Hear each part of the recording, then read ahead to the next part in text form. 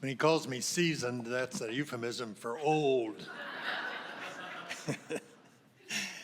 Always good to be with you here at Grace First, especially since my good friend Tim became pastor nearly a year ago. I should probably explain my shirt and tie today.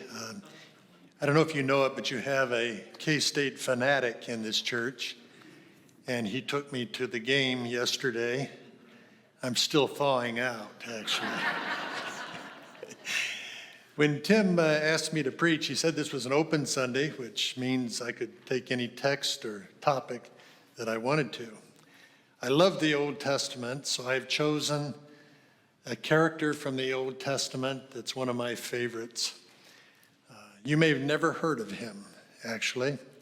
He's mentioned only in one chapter, 1 Kings 22, and the parallel passage in 2 Chronicles. We know nothing about his birth, his ministry, his family, or his death. But we know enough about this man to know that we would entrust our very lives to him. He stands on a par with some of God's choicest servants. His name is Micaiah. If you have your Bibles with you, please turn to 1 Kings 22. My approach this morning will be pretty simple: to examine the historical context, to evaluate this man's brief ministry that we know about, and then seek principles for our own lives. So let's start with some important historical background. This true story happened in the 9th century BC. After the death of King Solomon, the country of Israel was split into two parts with a civil war. There were 10 northern tribes that were called Israel and 2 southern tribes named Judah. The northern kingdom went completely apostate, with idolatry and immorality running rampant. In fact, in its over 210 years of existence, it had a perfect record. All 20 of its kings were completely evil to the core. Ahab, one of the principal characters of our story, was the 8th of those 20 kings and probably the most evil.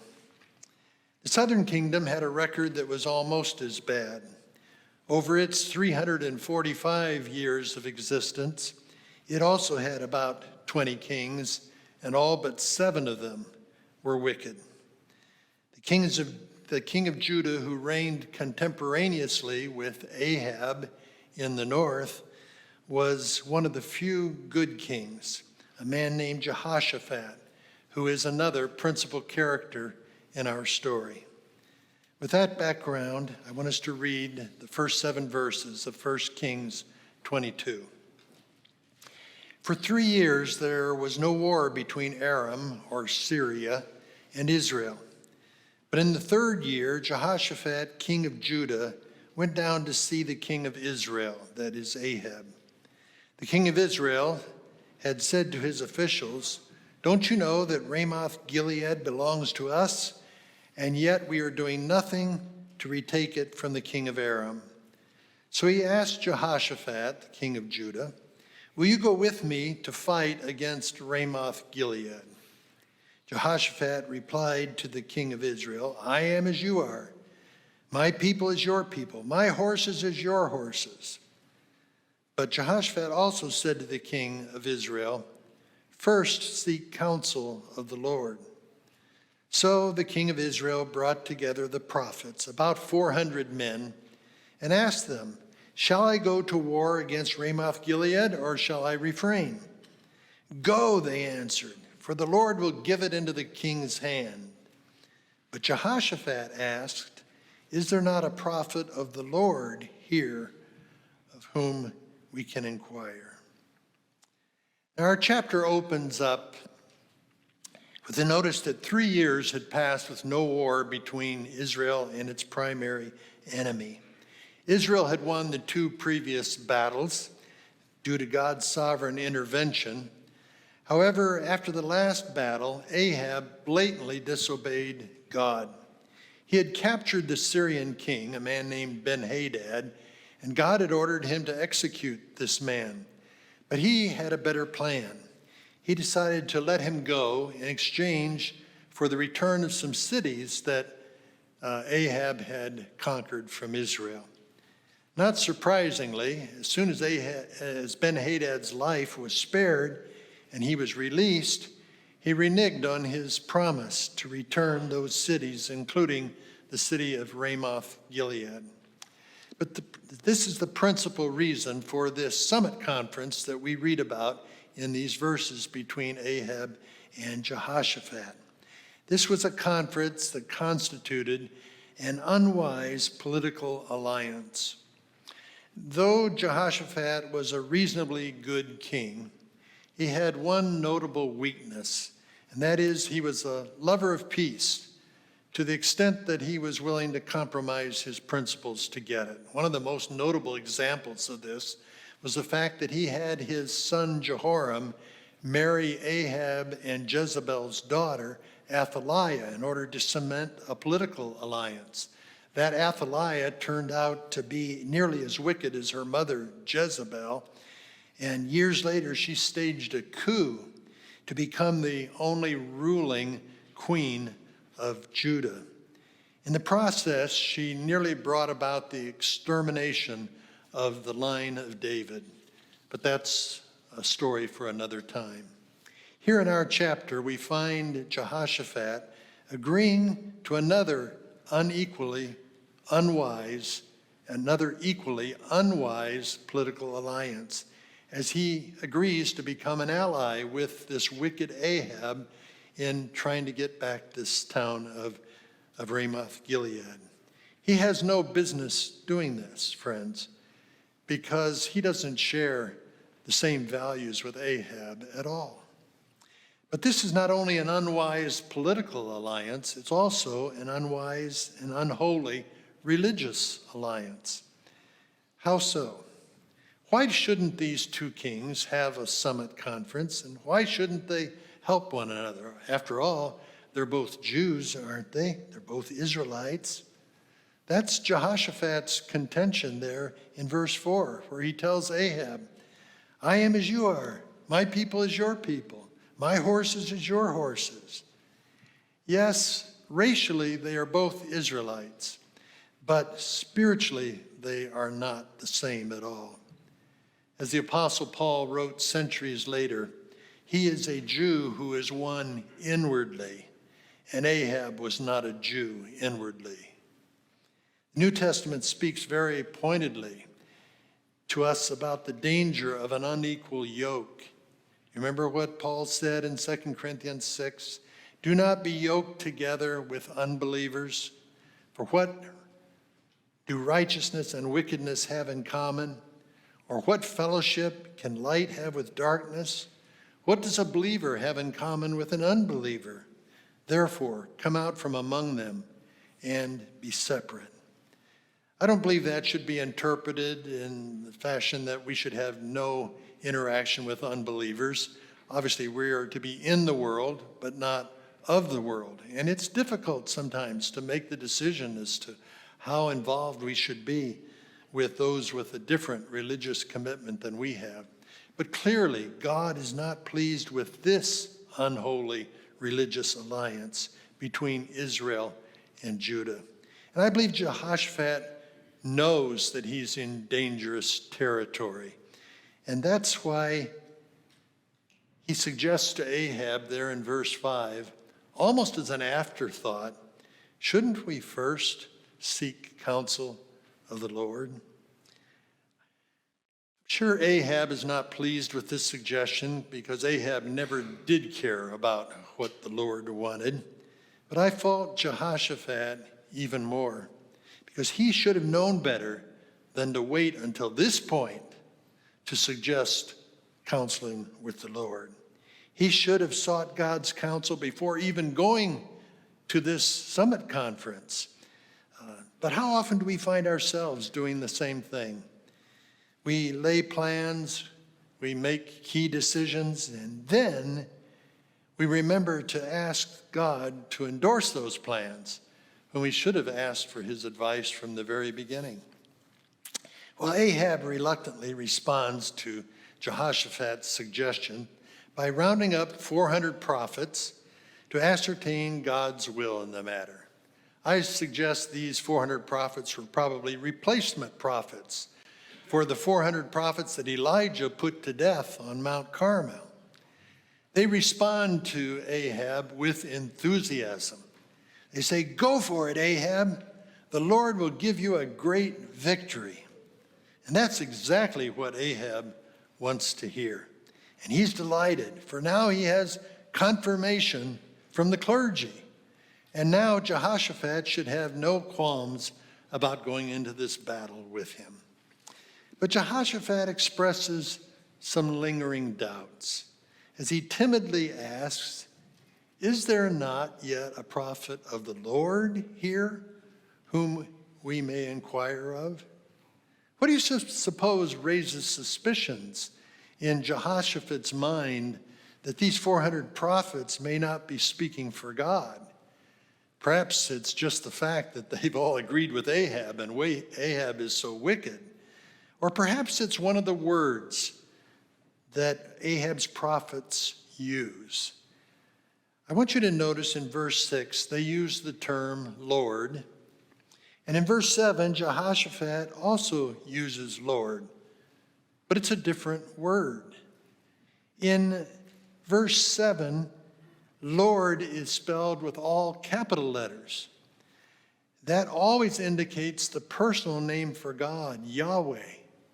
But in verse 6, Ahab's prophets use the word Lord with just a capital L. And that's the generic term for God, Adonai in Hebrew. I think the prophets of Ahab give themselves away by their hesitancy to use God's personal name. Ahab's prophets are not true prophets of Yahweh. They are blind guides of the blind. Some of you have been to liberal churches where the pastor readily uses the name God, but almost never speaks of Jesus, the personal name. This is what's going on here, friends. Now, with that as historical background, we're ready to meet Micaiah, God's prophet, who has an incredible reputation for honesty and integrity. Let's continue our reading in verse 8. The king of Israel, Ahab, answered Jehoshaphat, "There is still one man through whom we can inquire of the Lord, that is Yahweh. But I hate him, because he never prophesies anything good about me, but always bad. He is Micaiah, son of Imlah." "The king should not say that," Jehoshaphat replied. So the king of Israel called one of his officials and said, "Bring Micaiah, son of Imlah, at once."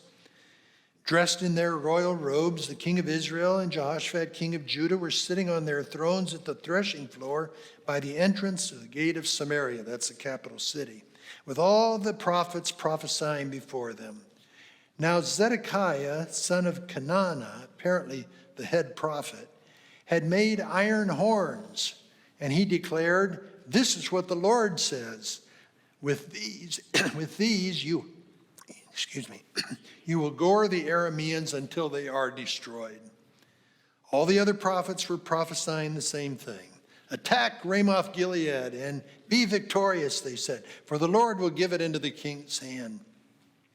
The messenger who had gone to summon Micaiah said to him, "Look, as one man, the other prophets are predicting success for the king. Let your word agree with theirs and speak favorably." But Micaiah said, "As surely as the Lord lives, I can tell him only what the Lord tells me." Now, the first thing we see here, I think, is that Ahab condemns himself with his attitude toward Micaiah. When he tells Jehoshaphat in verse 8, there is still one man through whom we can inquire of Yahweh, Ahab uses that word Yahweh. Yes, there's one prophet in the country who speaks for God. What a sad commentary that his nation had gone south so badly that There's only one who can be counted to speak for Yahweh, but at least there is one. And the fact that Ahab hates him indicates he's probably a man of great character. Ahab's attitude toward this true prophet should have been a dead giveaway to Jehoshaphat and sent him hightailing back to Jerusalem. But instead, Jehoshaphat condemns himself with his mild rebuke of Ahab. He offers a thoroughly wimpy response. Naughty, naughty, Ahab, you shouldn't say such things about Micaiah. You shouldn't hate anybody, especially a prophet. I'm being a bit sarcastic because one could have hoped for a more forthright response from a godly king. Well, Ahab's backed into a corner, so he calls for Micaiah. He knows where to find him because he's got him in prison, where he is returned later in the story. We find these two kings sitting on their portable thrones at the entrance to the capital city, and all the mainline prophets are prophesying, and their leader, Zedekiah, is using a visual aid to get his point across. He has made a couple of iron horns, and he shows how he's going to gore the Arameans to death. That is, Ahab and Jehoshaphat are going to do that prophetically. Meanwhile, the messenger sent to summon Micaiah in prison is filling the prophet in on what's happening and encouraging Micaiah not to rain on Ahab's parade. He says, all these other prophets are in agreement. You should say the same thing, and you'll be odd man out if you don't join them. But Micaiah responds, as surely as the Lord lives, I can only tell him what the Lord tells me. Wow, that's the kind of courage and integrity we love to see, especially because he's taking on the most powerful man in the country. But then, in verse 15, we begin to wonder whether this man's reputation for honesty and integrity is even deserved. Micaiah, God's prophet, lies to both Ahab and Jehoshaphat. You see it in verse 15. When he arrived, the king, that is Ahab, asked him, Micaiah, shall we go to war against Ramoth-Gilead, or shall I refrain? Attack and be victorious, he answered, for the Lord will give it into the king's hand. The king said to him, how many times must I make you swear to tell me nothing but the truth in the name of the Lord? Micaiah responds to Ahab's question by enthusiastically agreeing with these false prophets. But immediately Ahab smells a rat. Never before has Micaiah said anything agreeable to Ahab.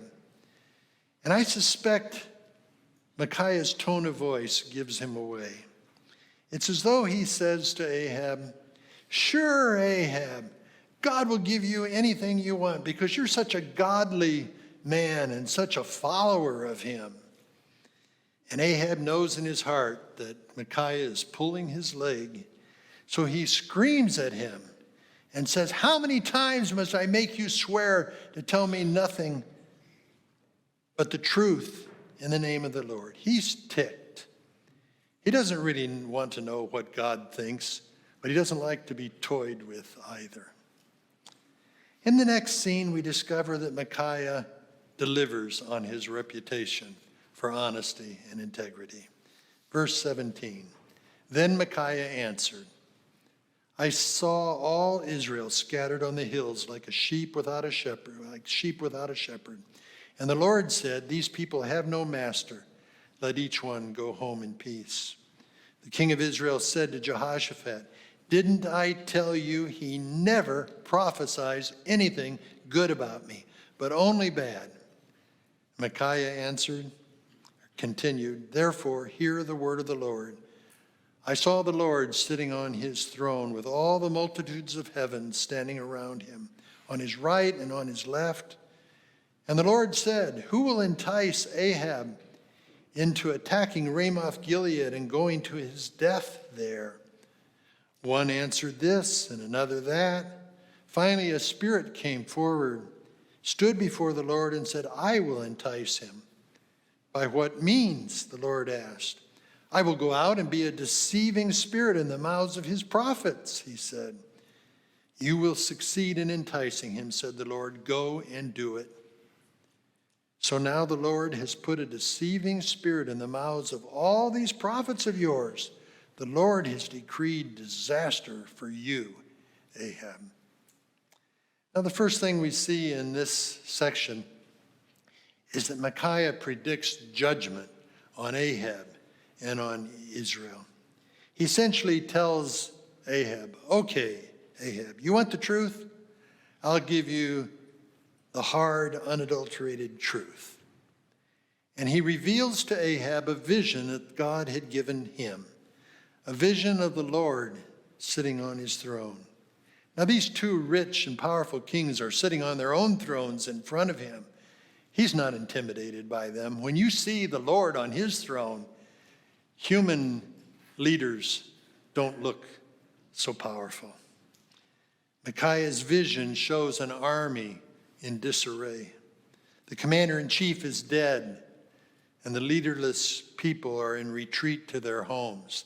This, says Micaiah, will be the result if Ahab and Jehoshaphat go into battle against Syria. And Ahab turns to Jehoshaphat. I knew it. I told you. He just never says anything good about me. But Micaiah continues by revealing the fundamental reason why the score is 400-1. It has to do with spiritual warfare that is invisible to human eyes. And he reveals the truth about what's going on up in heaven. He tells about a meeting that's going up in God's presence. God is looking for a spirit messenger to entice Ahab to launch the battle so that he will be killed. I see several very important truths in this. First, God is deeply involved in human affairs. Neither political evil nor religious apostasy are outside his knowledge and his sovereignty. While Ahab is plotting military strategy, God is plotting the end of Ahab. And the same is true today, friends. We see things on the national and international scene that disturb us deeply. It's easy to get discouraged, to be consumed by fear, but God is still in control. Don't ever forget that. God is still in control.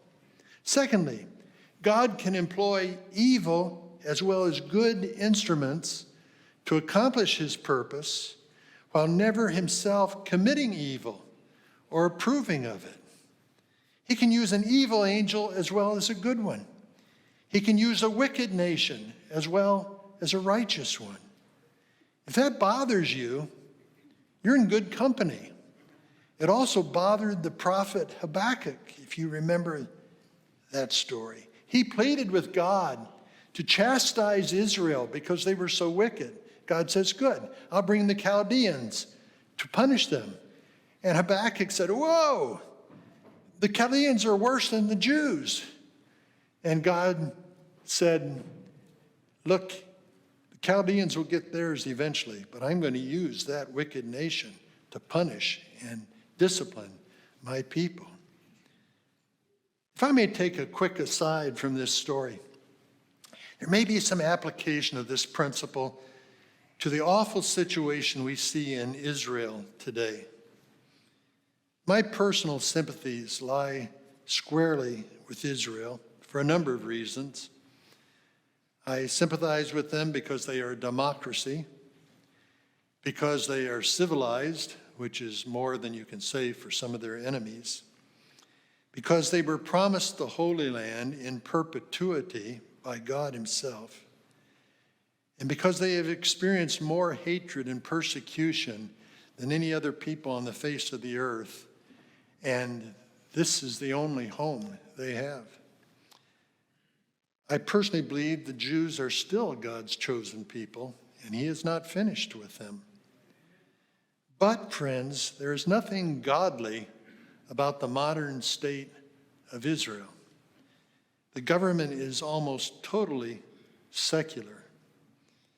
Most Jews are non-religious. They're even atheistic. They are not friendly toward Christians, except that they love our tourist dollars, and they certainly appreciate the support they've gotten from the evangelical community. There are far more Christians among the Palestinians than there are among the Jews. Jewish people are welcome to immigrate to Israel from all over the world, unless they are Messianic Jews, Christian Jews, then they are not allowed to immigrate. Could it be that God is disciplining his chosen people, using an instrument that is far more wicked than they are, Hamas and Hezbollah and Iran, in order to wean them back to himself? They still have a great future, but that great future depends upon personal and national repentance, and that has not happened yet. Thirdly, back to my story, satanic blindness covers the eyes of those who do not believe, resulting in incredible darkness. While there are countless examples of this in Scripture, I just point out one from 2 Corinthians chapter 4:4. The God of this age, who is Satan, has blinded the minds of unbelievers so that they cannot see. They are blinded. They cannot see the light of the gospel of the glory of Christ, who is the image of God. I'll mention one other, 2 Thessalonians 2. God sends them, this is the influence of Antichrist in the last days, God sends them a powerful delusion so that they will believe the lie, and so that all will be condemned who have not believed the truth. If you're like me, you're looking at the cultural and the moral and the political crises all over the world today, and you wonder, how in the world can people support Hamas terrorists? How can they denounce and defund the police? How can how can transgenderism become a cause celeb all over the elite culture? How can public schools be teaching some of the stuff they're teaching? Well, the ultimate answer, friends, is spiritual blindness. And it's operating in our day just as it was in Ahab's day. Many religious leaders today are blind guides of the blind. Here in our story, Micaiah is standing alone. He's the only prophet in Israel whom the evil spirit has not been able to seduce. Well, we see finally today that Micaiah has to pay the consequences for his honesty and integrity. I'll read the last portion, verse 24. Then Zedekiah, that's the head prophet, went up and slapped Micaiah in the face. Which way did the Spirit from the Lord go when he went from me to speak to you? He asked. Micaiah replied, you will find out on the day you go to hide in an inner room. The king of Israel then ordered, take Micaiah and send him back to Ammon, the ruler of the city, and to Joash the king's son, and say, this is what the king says, put this fellow in prison and give him nothing but bread and water until I return safely. Micaiah declared, if you ever return safely, the Lord has not spoken through me. Then he added, mark my words, all you people. You know, sometimes God rewards his faithful servants immediately for acts of courage, but at other times their rewards are deferred. Micaiah's are definitely deferred. In the meantime, the first consequence of his honesty is he must endure the anger of these other prophets. the leader of the prophet, comes up and slaps him in the face. But Zedekiah doesn't just strike Micaiah, he also asks him a question. How did the Spirit of the Lord pass from me to speak to you? In other words, prove that you're telling the truth and all of us other prophets are lying. And Micaiah's answer is simply, wait and see. Something's going to happen here in the near future. And when you go to try to find a hiding place after this battle is lost, then you'll know that I was telling the truth. But Zedekiah is not the only one to bring consequences against Micaiah. Verses 26 and 27, we read that King Ahab orders him returned to prison and put on survival rations until he returns from battle. And that's the last we hear of Micaiah. We don't know whether he died in prison or was released after Ahab's death. We do know, however, that he trusted in God, and God has promised to always reward his faithful servants. If not in this life, then certainly in the next. Now, before concluding with a couple of important practical principles, a brief postscript is in order about our story. Despite Micaiah's warnings, Ahab and Jehoshaphat went into this battle, and Ahab thought he would protect himself by going into the battle in disguise. But a soldier shot a random arrow. That's what the text says, random, but only in human terms. And it pierced Ahab's armor, and he died. And the dogs licked Ahab's blood, exactly as the prophet Elijah had prophesied many years before. Jehoshaphat himself was saved only by the skin of his teeth in this battle, and he was rebuked strongly by another prophet for going up there to help Ahab in the first place. Here's what the prophet said. Jehu the prophet said to King Jehoshaphat, should you help the wicked and love those who hate the Lord, and so bring wrath on yourself from the Lord? But there is some good in you, for you have removed the idols from the land, and you have set your heart to seek for God.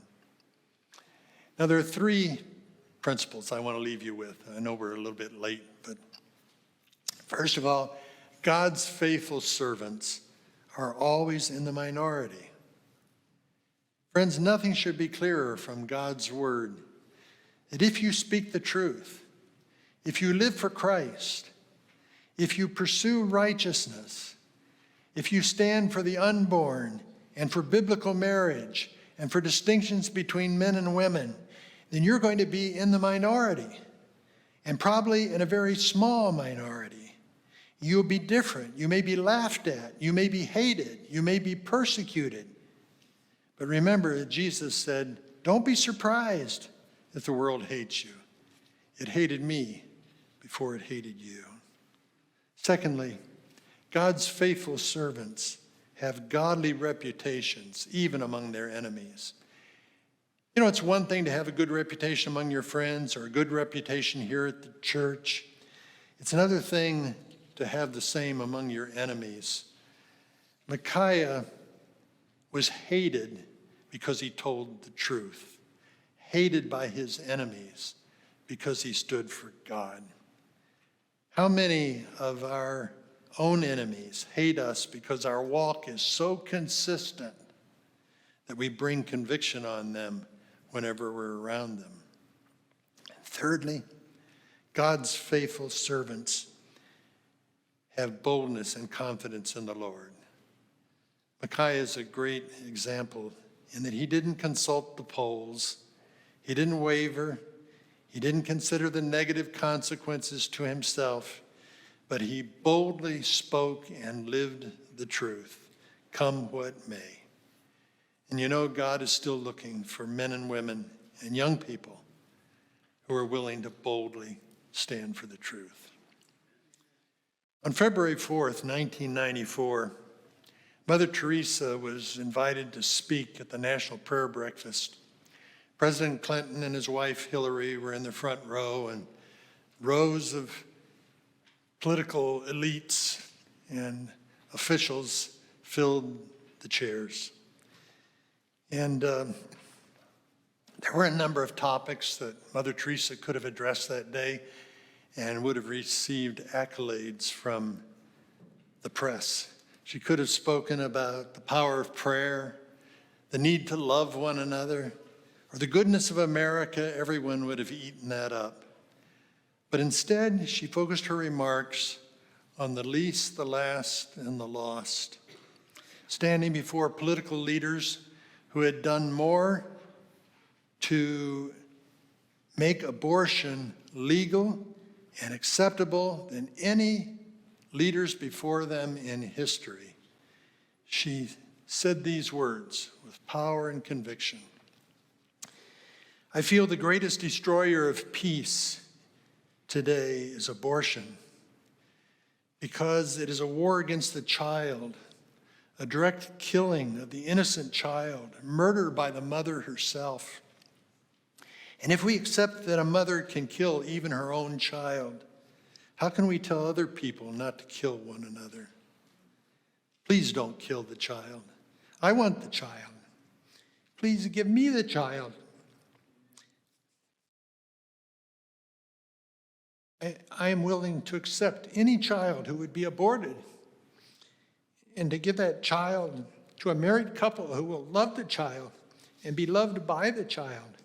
From our children's home in Calcutta alone, we have saved over 3,000 from abortion. These children have brought such love and joy to their adopting parents and have grown up so full of love and joy. Friends, that's a great example of the kind of honesty and integrity we need today. God's call in your life may be very different from his call on Mother Teresa's. But whatever that call is, we will need courage and fortitude and honesty. As a matter of fact, even more important than being honest about abortion is the need to be honest about the lost condition of people all around us. And the fact that Jesus is the only way to God. Our culture doesn't want to hear this, but it needs to hear it. It needs to hear that sins are forgiven only at the cross. If you take a stand on that truth, you're going to be odd man out. You're going to be unappreciated, unpopular, and perhaps persecuted. But that's what God is calling us to do. It's not peace at all costs. It's truth at all costs. May God find us faithful.